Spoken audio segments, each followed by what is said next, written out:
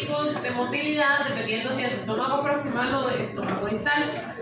A nivel del estómago proximal tendríamos la relajación receptiva, que permite generar un reservorio y la acomodación del alimento que empieza a llegar al estómago, y eso va a ocurrir en el fondo y en el primer tercio del cuerpo, ¿okay? Entonces como de aquí para arriba. Y en la parte distal vamos a tener esta trituración del alimento, ¿okay? Entonces, ¿cómo es que ocurre la relajación receptiva? La relajación es un reflejo vagal que va a iniciar con la distensión del esófago. Entonces, generalmente la relajación receptiva está relacionada con la deglución. Cuando nosotros empezamos a deglutir, se van a activar vías vagales que no solamente generan la contracción del esófago y la relajación del esfínter esofágico inferior, sino que también relajan al estómago proximal. Y eso lo que permite entonces es que se vaya relajando el estómago proximal y el alimento, cuando llegue al estómago proximal, como está relajado, no genere incrementos en la presión intragástrica. ¿Okay? Entonces, como irle abriendo campo y de forma de que llegue el alimento y no genere incrementos de presión dentro del estómago. Entonces, lo que va a ocurrir es que vamos a tener entonces desde la deglución la activación del vago, y eso genera entonces la relajación de esa zona. Y tenemos por otro lado la relajación adaptativa. La relajación adaptativa es cuando llega ya el contenido al estómago, puede activar vías aferentes vagales. Entonces cuando llega aquí el alimento también va a generar cierta distensión que genera la activación de vías aferentes vagales que se integran a nivel del complejo vagal dorsal y regresa por vías eferentes vagales que generan la liberación de óxido nítrico a nivel del estómago proximal, haciendo entonces que este se relaje todavía más. ¿Okay? Entonces, la relajación receptiva es directamente relacionada a la deglución, la adaptativa es relacionada al contenido gástrico. O sea, por ejemplo, una persona que tenga una sonda gástrica que se alimente directamente poniendo contenido en el estómago, no tendría una relajación receptiva porque no estaría deglutiendo, tendría una relajación adaptativa porque el único estímulo sería la distensión del alimento llegando al estómago. Sí. En una persona normal tenemos las dos. Cuando usted degluta se relaja, cuando llega el contenido termina de relajarse más. Pero si usted no deglute, igual el contenido puede generar una relajación en el estómago. ¿Sí? Porque es la única que tiene, o sea, que la señal es dentro de, la señal aferente dentro del estómago. Ok, ahora, ¿qué pasa en el estómago distal? En el estómago distal tenemos esa mezcla y maceración de alimentos. Y vamos a tener entonces una secuencia de contracciones que van a ser más o menos 3 a 4 contracciones por minuto, que van a empujar el contenido hacia el píloro, y el píloro durante todo el rato está cerrado. Entonces, como el píloro está cerrado, solamente partículas que alcancen tamaños menores a 1 a 2 milímetros pueden pasar a través del huequito que le queda al píloro. ¿Okay? Entonces el píloro va a estar súper cerrado, le va a quedar un huequito súper chiquitito, y entonces solamente lo que sea súper pequeñito va a poder pasar a través del píloro y llegar eventualmente al intestino delgado. ¿Okay? Entonces, ¿qué es lo que va a hacer la mezcla y maceración? Vamos a tener una serie de contracciones que van a empujar el contenido y van a chocarlo contra el píloro con muchísima fuerza. Son contracciones muy fuertes. Entonces, concentran esa fuerza y tiran el contenido hacia el píloro, y el píloro es como una pared. Entonces van a chocar contra el píloro, y ese choque contra el píloro es lo que genera entonces que los contenidos se empiecen a destruir y hacerse cada vez partículas más chiquititas. Si las partículas que están chocando contra ese píloro ya están lo suficientemente pequeñitas, van a empezar a pasar hacia el intestino delgado. Sí. No, el píloro no se abre. Durante el proceso digestivo no se abre. Más bien, según el tipo de comida se puede cerrar más. Entonces, sí, no se abre. Okay, entonces, eventualmente, digamos, va a haber paso del contenido de las partículas que lleguen a ser chiquititas hacia el duodeno. Las partículas grandes que no se logren digerir quedarían ahí pegadillas hasta que entremos en complejo motor migratorio, que en complejo motor migratorio sí hay una relajación del píloro transitoria que permite entonces que lo que haya quedado en el estómago sí pase hacia el intestino y de ahí siga hasta el intestino. Ok, entonces el vaciamiento gástrico se refiere al paso del quimo, que es el bolo alimenticio revuelto ya con las secreciones ácidas gástricas. Ese quimo, cuando pase de estómago a intestino, le llamamos vaciamiento gástrico. Y ese vaciamiento gástrico puede disminuir según el tipo de alimento que vayamos a consumir. Eso quiere decir que se hace más difícil o más lento el paso de la comida desde el estómago hacia el intestino. Generalmente el vaciamiento gástrico está estimulado por la actividad parasimpática, entonces la actividad parasimpática tiende a aumentar la velocidad de vaciamiento gástrico. La actividad simpática sí disminuye la velocidad de vaciamiento gástrico. La secretina, que es una de las hormonas que vimos al inicio, la colecistoquinina, que también es una de esas hormonas que vimos al inicio, y la gastrina, que también es de esas hormonas que vimos al inicio. Estas hormonas disminuyen la velocidad de vaciamiento gástrico. Y entonces generamos que entre más grasa tenga la comida, entre más proteína y por lo tanto más ácida esté, vamos a tener entonces más señales que hacen que el alimento permanezca por más tiempo en el estómago. Ahora, dependiendo la composición de la comida o del alimento, también vamos a tener diferentes velocidades de vaciamiento gástrico. Obviamente, una comida líquida y prácticamente pasa directo porque no tiene que hacerse de 1 a 2 milímetros porque es un líquido, ¿okay? Entonces, el vaciamiento gástrico de un líquido es relativamente rápido. Conforme nosotros vamos solidificando la comida, por ejemplo, un semisólido, que sería como un tipo puré, o una comida ya sólida, vamos a empezar a tener un tiempo de retraso. Ese tiempo de retraso es lo que va a tardar el estómago en poder empezar a generar partículas de 1 a 2 milímetros que puedan atravesar el píloro. ¿Okay? Entonces, entre más estructura tenga la comida, más tiempo de retraso voy a tener a nivel estomacal, porque entonces necesito que se digiera más para alcanzar ese tamaño de 1 a 2 milímetros y que pueda pasar el intestino delgado. Y adicionalmente, si la comida tiene, por ejemplo, proteínas y lípidos, el retraso, digamos, es mucho mayor a una comida sin proteínas y sin lípidos. ¿Okay? Y después, aquí tenemos la influencia de grasa, acidez y sal. Entonces, los alimentos salados tienden a pasar un poco más rápido. Los alimentos ácidos se atrasan un poquitito más. Y los alimentos grasos serían los más lentos en vaciarse. ¿Okay? Los más lentos en tener vaciamiento gástrico. Y todo eso está relacionado con las hormonas enterogástricas. Ok, entonces, ya comimos, ya pasó el esófago, llegamos al estómago. ¿Qué puede salir mal? ¿Okay? Que nos den ganas de vomitar. ¿Okay? Entonces, el vómito es un reflejo protector por el cual vamos a expulsar contenido gástrico y a veces duodenal por la boca. Cuando nosotros vamos a vomitar, si ustedes se han puesto atención y dicen, no, la próxima vez que vomiten, porque de fijo de aquí a muchos años van a vomitar muchas veces en su vida, pongan la atención y van a ver que lo primero que uno hace antes de vomitar es inspirar profundamente. Entonces uno inspira profundamente, después eleva la ioides y la laringe, eso quiere decir, hacemos así, y se eleva la ioides y se eleva la laringe, y eso hace entonces que se abra el esfínter esofágico superior, se da el cierre de la glotis y se da la elevación del paladar blando, que hace que se cierre la entrada a las fosas nasales. Adicional, podemos tener otros síntomas como las náuseas, frecuencia cardíaca rápida, sudoración, mareos, nos vemos así todos pálidos, como transparentes, dilatación pupilar y podríamos incluso tener arcadas. Que las arcadas es como cuando uno no vomita y pues tiene ganas vomitar, pero no está como...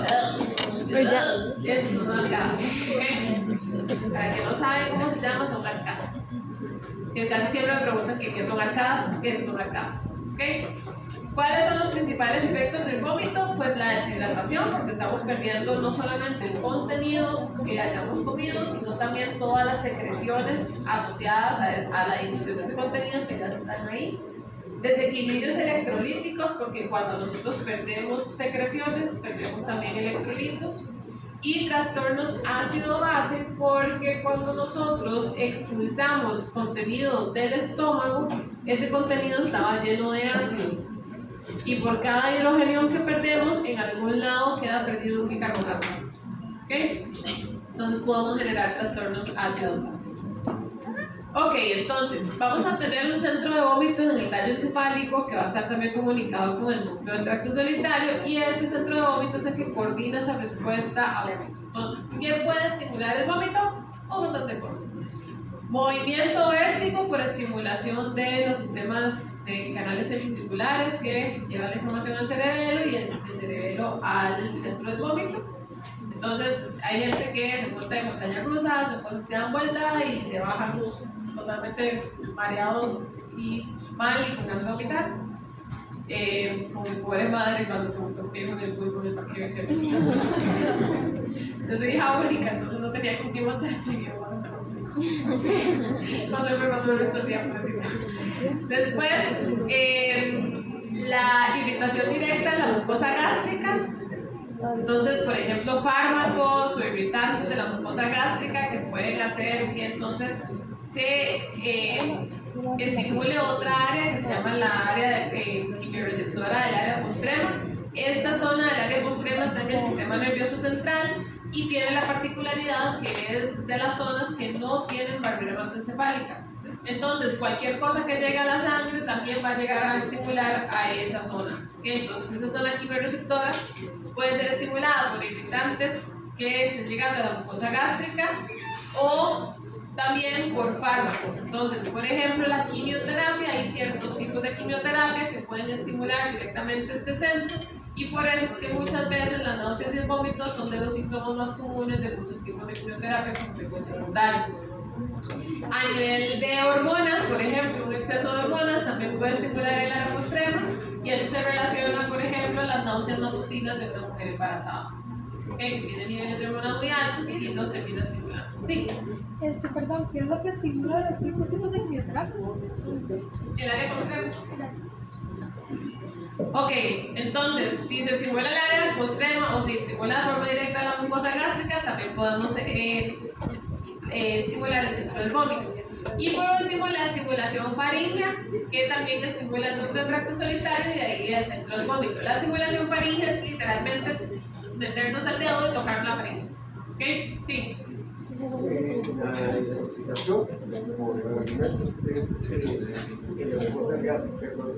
Pueden ser dos cosas. Puede ser que las toxinas lleguen a sangre y puedan estimular el área postrema, o sea, que se esté absorbiendo algo y que ese algo que se está absorbiendo estimule el área postrema, o puede ser directamente así por irritación de la mucosa gástrica. Sí. Sí, cuando usted se monta en algo que da muchas vueltas y hay sobreestimulación de canales semicirculares, eso puede generar vómito en algunas personas. ¿Sí?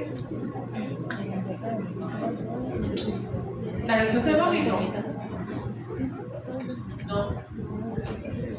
La respuesta al vómito es meramente adaptativa y evolutiva, y generalmente cuando se activa, se da. O sea, usted puede tomar medicamentos que hagan que disminuya la sensación y por lo tanto disminuya las náuseas y el vómito, pero digamos, si no tomara nada por sí sola, la respuesta no se va a ir porque es evolutiva. O sea, entonces imagínense al primer ser humano que se comió unas frutas y que eran venenosas y no vomitó, entonces se murió, exacto.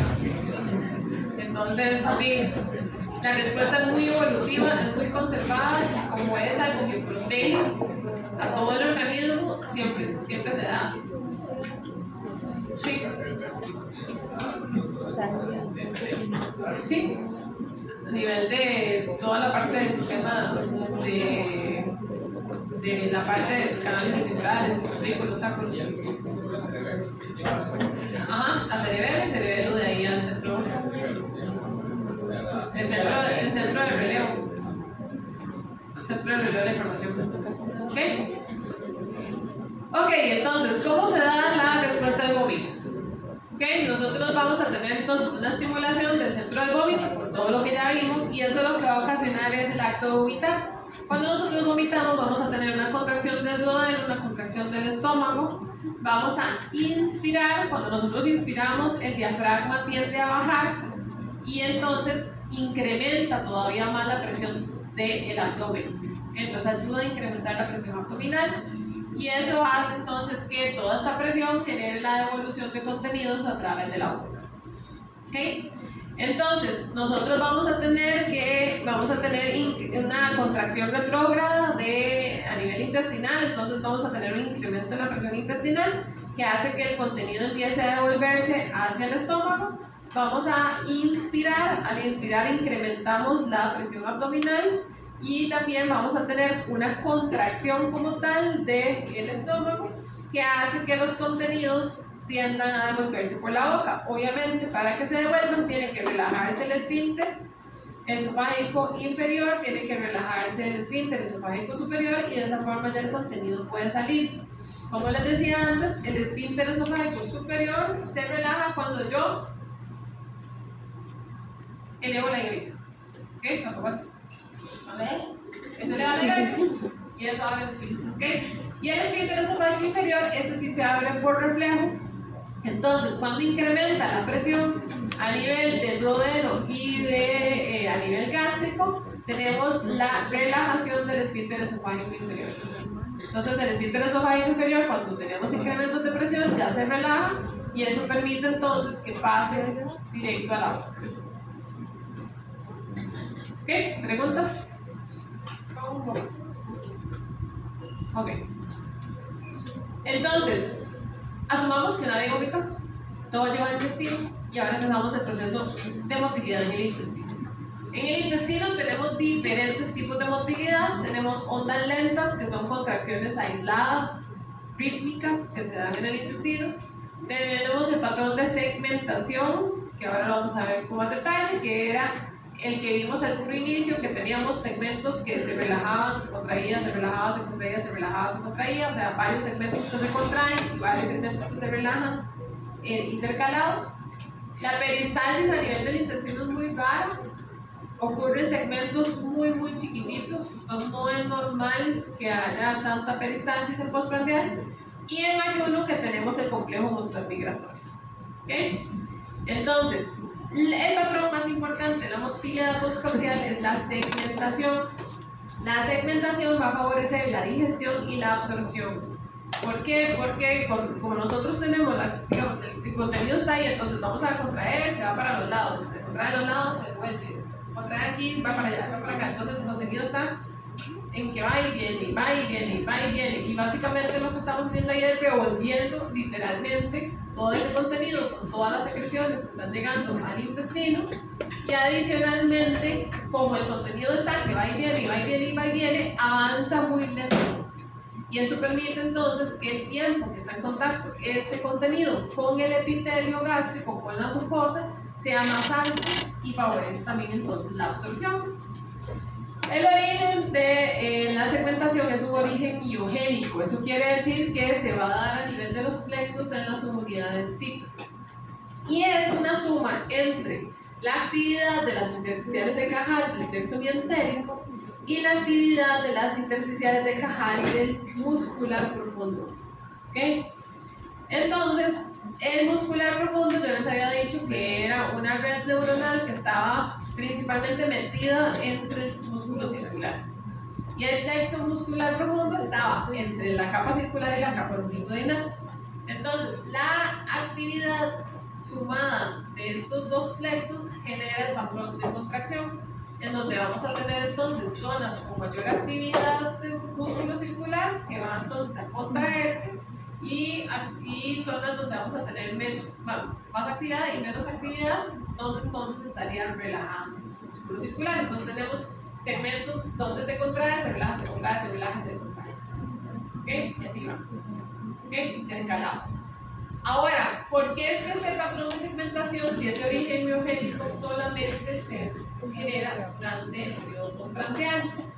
Porque el importante ahí no es el plexo mientérico, aquí el importante, el protagonista, es el plexo muscular profundo. Si yo quito el plexo muscular profundo, quito la segmentación. Entonces, ¿quién activa el plexo muscular profundo? Pues el plexo muscular profundo se ve estimulado por ácidos grasos de cadena larga y cadena corta, mediana y larga, perdón, de cadena mediana y larga, y entonces cuando yo llega comida con ácidos grasos de cadena mediana y larga, se estimula este plexo muscular profundo y entonces la combinación de ambas actividades me genera este patrón de segmentación. ¿Okay? Entonces, el alimento genera la activación de este plexo y por lo tanto el inicio del patrón de segmentación. Ok, ya el alimento pasa por intestino delgado y llegamos al colon. En colon entonces se van a dar procesos como la reabsorción de agua y electrolitos, la absorción de ácidos grasos de cadena corta, el almacenamiento de la materia fecal y eventualmente vamos a eliminar nuestro contenido de forma voluntaria a través de la defecación. Entonces el colon son el colon ascendente, el transverso, el descendente, el colon sigmoides, que es como un almacén ahí de materia fecal temporal, el recto, que únicamente se llena cuando ya vayamos a ir al baño, y el ano. Ok, a nivel del colon tenemos también motilidades particulares, tenemos la propulsión segmentaria, que son contracciones breves de 8 segundos más o menos, que permiten la mezcla local. Tenemos contracciones un poquito más prolongadas, de 20 a 60 segundos, que son estacionarias, o sea, que pueden ocurrir en un solo lugar o pueden propagarse a lo largo del colon. Y tenemos las más importantes o más particulares, por así decirlo, del colon, que son las contracciones masivas de propagación de alta amplitud. Y esas contracciones masivas mueven el contenido desde el ciego hasta el recto. O sea, van por todo el intestino grueso. ¿Okay? Suben y llegan a otro lado.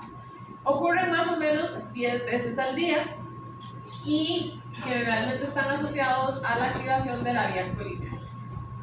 Entonces, esas contracciones de alta amplitud son de primer nivel, o sea, activación de liberación de acetilcolina a través de la activación del plexo mientérico. Va a ser estimulado por nutrientes y, como les decía, van desde el ciego, pasando por todo el intestino grueso hasta que llegamos al recto. Las contracciones les llamamos de alta amplitud porque pueden generar una presión muy alta de hasta 120 milímetros de mercurio, que es bastante.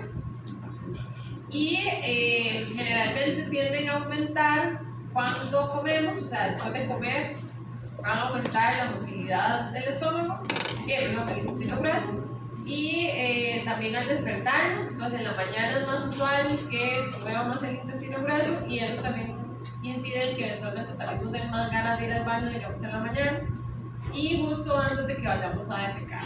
¿Okay? Durante los periodos de la noche tienden a disminuir, ¿okay? Entonces es menos probable que vayamos a tener patrones de alta amplitud durante el sueño. ¿Okay? Entonces, este reflejo que incrementa los patrones de alta amplitud después de las comidas, generalmente uno lo puede utilizar en animales, por ejemplo los perritos cuando uno los quiere entrenar para que vayan a hacer body training, para que vayan afuera a hacer sus necesidades. Generalmente usted les da de comer y los saca inmediatamente después de comer porque sabe que el reflejo, al aumentar, incrementar la actividad del colon, tienden a vaciar el colon al recto y ya les dan anillas de hígado. Entonces, en animales está mucho más establecido que nosotros, que ya lo perdimos un poco y ya más hemos adaptado como nuestros patrones de vida, digamos. Pero en bebés también se puede ver que todavía no se han adaptado a patrones de vida. Sí. Profe, ¿ese es el reflejo gastrocólico? El reflejo gastrocólico. Ok, entonces, cuando nosotros hablamos de el tránsito intestinal, hablamos de cuánto tarda en recorrer el intestino la comida. Entonces, el tránsito general del alimento en la boca es pequeño, es 1 minuto, después en el esófago son poquitos segundos, en el estómago puede pasar de 2 a 4 horas según el contenido del alimento, en el intestino delgado de 1 a 4 horas y después en el colon podemos pasar con el alimento desde 10 horas a varios días. Normalmente ya en 3 días el 70% del alimento que comimos hoy debería estar fuera. Y lo máximo es que en 1 semana ya todo lo que comimos hoy debería estar fuera. ¿Okay? Entonces, el recto normalmente permanece vacío. Es una estructura que tiene más o menos 1/2 litro de capacidad. Y cuando tiene contracciones segmentarias que son ligeramente más activas que el colon. El canal rectal normalmente está cerrado por los esfínteres anales. Antes de la defecación, el recto se va a llenar y eventualmente, si no podemos ir al baño en ese momento, vamos a tener entonces que eventualmente el deseo va a desaparecer, y esto se da porque generalmente si no podemos ir al baño en un determinado momento y pasa un rato, vamos a devolver el contenido del recto sigmoides y hay que esperar a que llegue otra nueva contracción masiva que mueva todo de nuevo al recto y lo vuelva a llenar y nos vuelvan a dar ganas. Exactamente, nosotros no sentimos ganas hasta donde se llene el recto. Ajá. Ok, entonces nosotros tenemos 2 esfínteres anales, tenemos el esfínter anal interno y el esfínter anal externo. El esfínter anal interno es de músculo liso, el externo es de músculo estriado, músculo esquelético. Entonces, el que tiene control voluntario por ser músculo esquelético es el externo. ¿Okay? Normalmente, el que está contraído es el interno y ese es el que nos da la continencia involuntaria. O sea, que no se vaya a salir nada sin que nosotros nos estemos dando cuenta. Ahora, el interno, ¿verdad? Conforme se empieza a llenar el recto, se va a empezar a relajar. Y como cuando esto pasa, también nosotros conscientemente nos damos cuenta que ya queremos ir al baño, vamos a empezar entonces a contraer al externo de forma de que se cierre hasta tanto no podamos ir a un baño y ya defecar normalmente. Sí, el nervio pudendo interno, el nervio por el que viaja las fibras que controla el externo. Ok, entonces, ¿cómo se da el reflejo de la defecación? La fase 1 tenemos una actividad basal, el esfínter anal interno está contraído y el complejo motor rectal devuelve el contenido de sigmoides. De un pronto a otro llega otra contracción y vuelve otra vez a llenarse el recto y entramos en esa fase preexpulsiva en donde el recto está lleno, pero no hay devolución del contenido, sino que el contenido está ahí almacenado en el recto, no lo devolvemos, lo mantenemos ahí. Y empieza entonces a aumentar poco a poco el contenido rectal. Conforme aumenta el contenido rectal, se empieza a liberar óxido nítrico en el esfínter anal interno y entonces se empieza a relajar el esfínter anal interno. Entre más lleno el recto, más relajado el esfínter anal interno. Y ese llenado del recto también manda señales al sistema nervioso central que nos avisan que queremos ir al baño. O sea, en ese momento tenemos que ir a defecar. Y entonces ahí nosotros tenemos que tomar la decisión de si podemos ir en ese momento o no. Si no podemos ir, pues hay que esperar a que nos pase la sensación, se devuelve el contenido. Si podemos ir, entonces pasamos a la fase 3, que es la expulsiva. La fase 3 es un reflejo parasimpático que se va a integrar a nivel de la médula y lo que hace es incrementar la actividad propagativa del sigmoides. Eso quiere decir que el sigmoide se va a contraer más. Adicionalmente, cuando nosotros vamos al baño tenemos que generar un cambio postural. O sea, generalmente nosotros nunca vamos al baño de pie, sino que nos sentamos, ¿verdad? Y idealmente si pudiéramos elevar un poco más la rodilla sería mejor. Y eso genera entonces la relajación del músculo rectal que está jalando el canal anal y por lo tanto entonces permite que se alinee el recto con el canal anal. Y ya cuando nosotros podemos ir, relajamos voluntariamente el esfínter anal externo. Recuerden que el interno ya estaba relajado desde que se empezó a llenar el recto. Y podemos generar una maniobra valsalva, que es empujar, ¿verdad? Incrementar la presión intraabdominal y así expulsar el contenido. Entonces, teóricamente, las contracciones de sigmoides y del recto que se generan por reflejo deberían de ser suficientes para que el contenido salga sin necesidad de empujar. Nada más que esto es más lento y es un proceso que ocupa más tiempo. Entonces, en lugar de ir al baño y durar 2 minutos, usted puede durar 10. ¿Okay? Pero en términos de salud, de piso pélvico, es mejor evitar empujar lo más posible. ¿Okay? Entonces, no problema. Después de que ya se expulsa el contenido, entramos a la fase 4, en donde ya se termina y reactivamos el reflejo postural. Eso quiere decir que nos ponemos de pie otra vez y el esfínter anal interno va a recuperar su tono. ¿Ok? Entonces, sí.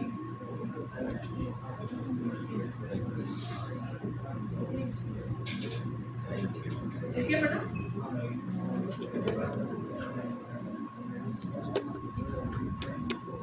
Y por la presión.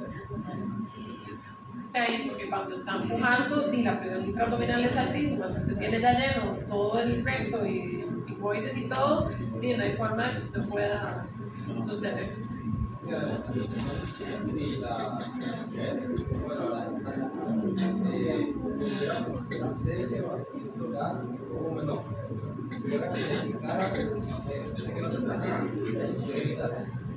Si no tiene el recto lleno, no debería, pero de nuevo, depende de muchos factores, porque tal vez el recto en ese momento no está lleno y no tiene ganas, pero si cometes todo lo demás sí, y entonces digo. O sea, pero igual dice pasa, o sea, se limpia ya, o sea. De hecho, y al final también todo el contacto del nacimiento con la microbiota de todo lado tiene al final también impactos en la salud. Ok, entonces, cuando se llena el recto tenemos activación de mecanorreceptores que hacen entonces que se genere la relajación del esfínter anal interno y eventualmente vamos a tener ondas de contracción que permiten que el contenido salga. Entonces, entre más lleno el recto, más relajado el esfínter anal interno. Y entre más relajado el esfínter anal interno, más lleno el recto, más ganas de querer ir al baño. Si yo en ese momento no puedo ir al baño, más apretado voy a tener ese esfínter anal externo. ¿Ok? Exactamente. Se aprieta el culito, literal. ¿Ok? Entonces voy a contraer ese esfínter anal externo de forma voluntaria. Entre más lleno, más relajado el interno, más contraído el externo, hasta que pueda ir voluntariamente a defecar, donde ahí voy a relajar completamente el anal externo y ya el interno estaba relajado, entonces ya ahí ya puedo expulsar el contenido sin problema. ¿Ok? Entonces, nosotros vamos a tener que el piso pélvico es bastante complejo y dentro de los músculos del piso pélvico, ¿verdad? Tenemos, los músculos rectales, crucígeos, etc. Y vamos a tener también dentro de los músculos del piso pélvico al esfínter anal externo. Ahora, ¿cómo es que funciona acá? Nosotros vamos a tener el esfínter anal interno, que es de músculo liso, y el esfínter anal externo, que es de músculo esquelético. El de músculo esquelético va a estar inervado por el nervio pudendo y vean que viene inervado desde arriba por la corteza consciente. Entonces, el control de este esfínter es completamente consciente. Ahora, el resto del control es autonómico, donde vamos a tener entonces que los mecanorreceptores van a llevar las señales aferentes hasta la médula, entre los segmentos S2 y S4.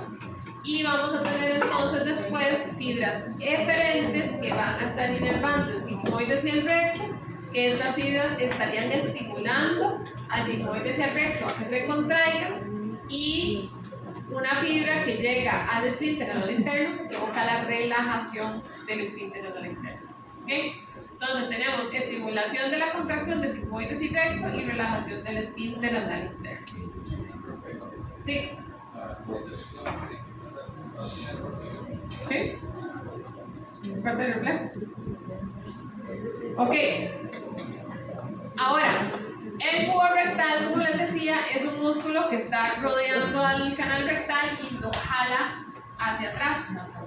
Bueno, más bien hacia adelante. Ok, lo jala hacia acá. Entonces genera un ángulo en el cual, digamos, si aquí yo tengo contenido, no tengo una alineación con el canal rectal y por lo tanto, entonces yo quisiera expulsar contenido, al no tener esta alineación se hace más difícil. Cuando yo me siento, este músculo rectal se relaja.